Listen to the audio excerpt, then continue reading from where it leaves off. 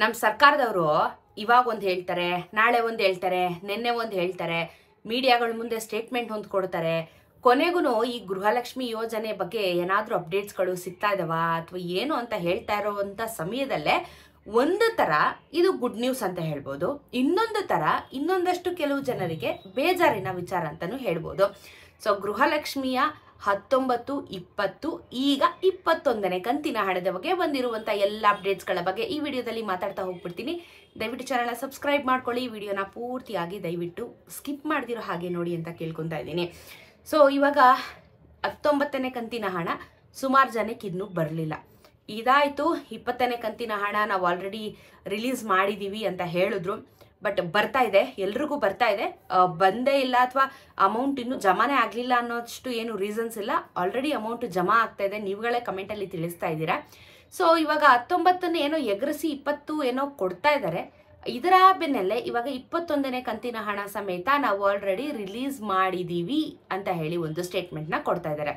ಅದಕ್ಕೆ ಮೊದಲೇನೆ ನಾನು ಹೇಳಿದ್ದು, ಇವಾಗ ಒಂದು ಸ್ಟೇಟ್ಮೆಂಟ್ ಕೊಡ್ತಾರೆ, ಅವಾಗ ಒಂದು ಸ್ಟೇಟ್ಮೆಂಟ್ ಕೊಡ್ತಾರೆ. ಇವ್ರಿಗೆ ಫಸ್ಟ್ ಆಫ್ ಆಲ್ ನಿಲುವಿಲ್ಲ ಅನ್ನೋ ಥರ ಆಗೋಗ್ಬಿಟ್ಟಿದೆ.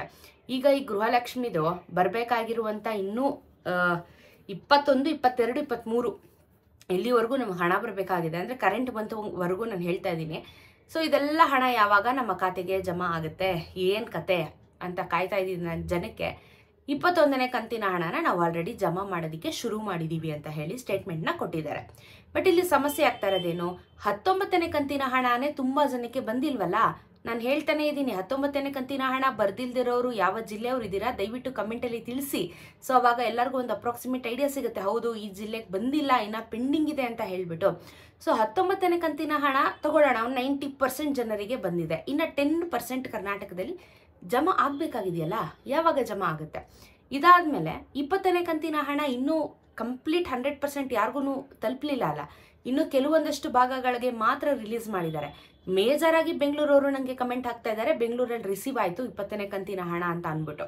ಸೊ ಇದೆರಡರ ಬಗ್ಗೆ ಕ್ಲಾರಿಟಿ ಕೊಡ್ತಾ ಇಲ್ಲ. ಫಸ್ಟ್ ಆಫ್ ಆಲ್ ಇದೆರಡರ ಬಗ್ಗೆ ಕ್ಲಾರಿಟಿ ಕೊಡ್ತಾ ಇಲ್ಲ ಸರ್ಕಾರ. ಯಾವಾಗ ಬರುತ್ತೆ ಅಥವಾ ನಾವು ಯಾವಾಗ ಫಿನಿಶ್ ಮಾಡ್ತೀವಿ ಈ 2 ಕಂತಿನ ಹಣನ ಕಂಪ್ಲೀಟ್ 100% ಅಂತ ಹೇಳಿ. ಇದರ ಬೆನ್ನಲ್ಲೇ ಈಗ 21 ಬಿಟ್ಟಾಯಿತು. ಇವಾಗ ಏನಾಯಿತು, ಜನ ಏನು ಮಾಡ್ತಾರೆ, 21ನೇ ಕಂತಿನ ಹಣದ ಬಗ್ಗೆ ಫೋಕಸ್ ಮಾಡೋದಕ್ಕೆ ಶುರು ಮಾಡಿದೆ. ಈಗ 19 ಮತ್ತು 20 ಏನಾಗುತ್ತೆ, ಕಾನ್ಸಂಟ್ರೇಷನ್ ಹೋಗುತ್ತೆ. ಸರಿ ಬಿಡು, ಕೊಡ್ತಾರೆ ಬಿಡು ಅಂತ ಅಂದ್ಕೊಂಡು ಕಾಲ ಕಳ್ಕೊಂಡು ಹೋಗ್ತಾ ಇದೆ. ಇನ್ನೊಂದು ವಿಚಾರ ನೆನ್ಪಿಟ್ಕೊಳ್ಳಿ, ಇಷ್ಟು ಪೆಂಡಿಂಗ್ ಹಣನ ಇವರು ನಿಮಗೆ ಒಟ್ಟಿಗೆ ಜಮಾ ಅಂತೂ ಮಾಡ್ತಾ ಇಲ್ಲ. 2 ತಿಂಗಳದ್ದು 4,000 ಕೊಡ್ತಾ ಇಲ್ಲ, ಸಪ್ರೇಟಾಗಿ 2,000 ಅಂತ ಹೇಳಿ ಹಂಚ್ಕೊಂಡು ಬರ್ತಾ ಇರುವಂಥದ್ದು. ಇವಾಗ 19 ಬರ್ದೇ ಇಲ್ದಿರೋರಿಗೆ ಮತ್ತು 20 ಇನ್ನೂ ಕೆಲವೊಂದಷ್ಟು ಜಿಲ್ಲೆಗಳಿಗೆ ಬರ್ದೇ ಇಲ್ದಿರೋರಿಗೆ 21ನೇ ಕಂತಿನ ಹಣನ ಜಮಾ ಮಾಡಿಬಿಟ್ರೆ ಮತ್ತು 2 ಕಂತಿನ ಹಣನ ಯಾರು ಕೊಡ್ತಾರೆ? ಇದು ಒಂದು ಪ್ರಶ್ನೆ ಇದೆ. ಸೊ ಸರ್ಕಾರ ಹೇಳಿರುವಂಥ ಸ್ಟೇಟ್ಮೆಂಟ್ನ ನಿಮ್ಮ ಮುಂದೆ ಈಗ ಹೇಳಿದ್ದು.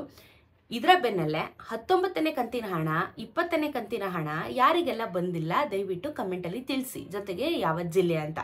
ನನಗೆ ಕಮೆಂಟಲ್ಲಿ ತುಂಬ ಜಾಸ್ತಿ ಬರೋದು ಬಳ್ಳಾರಿ, ಬೆಳಗಾವಿ, ಈ ಕಡೆ ಹಾವೇರಿ, ಈ ಒಂದು ಉತ್ತರ ಕರ್ನಾಟಕ ಕಡೆಯವರು ನನಗೆ ತುಂಬ ಕಮೆಂಟ್ ಹಾಕ್ತಾರೆ. ನಾವು ಕಾಯ್ತಾ ಇದ್ದೀವಿ, ಇನ್ನೂ ಬಂದಿಲ್ಲ ಅಂತ ಹೇಳ್ಬಿಟ್ಟು. ಬರುತ್ತೆ, ಇವಾಗ ಆಲ್ರೆಡಿ ಇವಾಗ 21ನೇ ಕಂತಿನ ಹಣನೂ ರಿಲೀಸ್ ಮಾಡಿದ್ದೀವಿ ಅಂತ ಹೇಳ್ತಾ ಇದ್ದಾರೆ. ಸೊ ಈ ತಿಂಗಳೊಂದು ಇಟ್ಕೊಳ್ಳಿ, ವಾರ ಅಂತ ಹೇಳಿ ನಿಮಗೂ ತಲೆ ಕೆಡ್ಸೋದು ಬೇಡ, ಅಥವಾ ಸರ್ಕಾರನೂ ಪ್ರೆಷರ್ ಹಾಕೋದು. ಸರ್ಕಾರದವ್ರ ಪ್ರೆಷರ್ ಏನಿಲ್ಲ, ಅವ್ರಿಗೆ ಹೇಳಿದ್ರು ಹಾಕಲ್ಲ, ಹೇಳಿಲ್ಲ ಅಂದ್ರೂ ಹಾಕಲ್ಲ, ಅವ್ರದ್ದು ಸಮಸ್ಯೆ 108 ಇದೆ.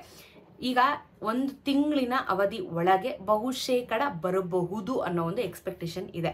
ಸೊ 21ನೇ ಕಂತಿನ ಹಣ ಜೊತೆಗೆ ಇವಾಗ 19, 20 ಈ ತಿಂಗಳೊಳಗಡೆ ಕ್ಲಿಯರೆನ್ಸು ಸಿಗಬಹುದು.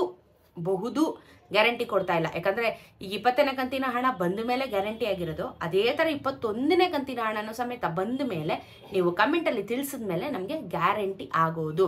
ಸೊ ಇಫ್ ಇನ್ ಕೇಸ್ ಯಾರಿಗಾದ್ರೂ 21ನೇ ಕಂತಿನ ಹಣ ಜಮಾ ಆಗಿದ್ರೆ ಕಮೆಂಟಲ್ಲಿ ತಿಳಿಸಿ. ಇನ್ನೂ ಬಂದಿಲ್ಲ, ಬಿಡುಗಡೆ ಆಗಿದೆ ಅಂತ ಸ್ಟೇಟ್ಮೆಂಟ್ ಕೊಟ್ಟಿರೋದ್ರಿಂದ ಕೇಳ್ತಾ ಇದ್ದೀನಿ.